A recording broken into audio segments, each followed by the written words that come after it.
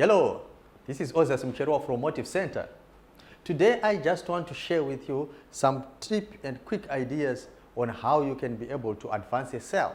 Because this is what happens. Most times after you have presented your product, you have presented your service, you then don't know what to say. Because most of the sales processes, it is estimated that 48% of sales occur from the 5th to the 12th meeting or encounter with the client. So you have presented your product or your service, but you then don't know how to make the process continue or move forward.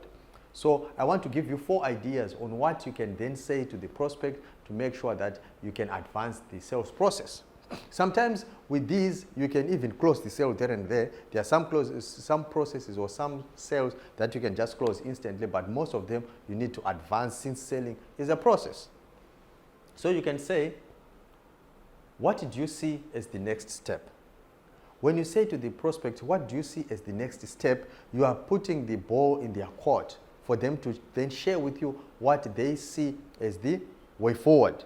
You are allowing them space to then tell you what they think should be the way forward. If they raise objections, then you know how to handle objections, then you deal with them. But you are giving yourself the opportunity to hear from the client what steps you need to take to move forward.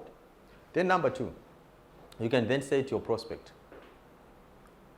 what do you need to feel comfortable to move forward?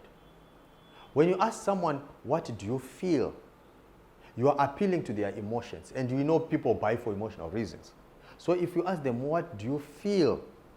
What do you need to feel comfortable to move forward? You are portraying that you are not a selfish person. You are not just concerned about your product and what you want to get out of the sale, but you are also concerned about the feelings of the client. So what is it that they need on your part or from you so that they can be able to move forward? Number 3, you can say, how can we make this work? In this case, you are partnering with the prospect. This is no longer a scenario where he is the adversary and you want to conquer him, but you are working together to achieve a goal. So you then say to them, how can we make this work? You are saying, let's work together to make sure this works. So you'll find in certain situations where the client is expecting resistance, it could be from management or from other stakeholders. They are now partnering with you to work together to see to it that it eventually works. Then the last one, number 4, you can say, how would you like to proceed? In this case, you are giving the prospect the opportunity to give you a roadmap as to how you can then move on together. So how would you like to proceed? So these 4 questions, they are extremely helpful in terms of seeing to it that you advance the sale.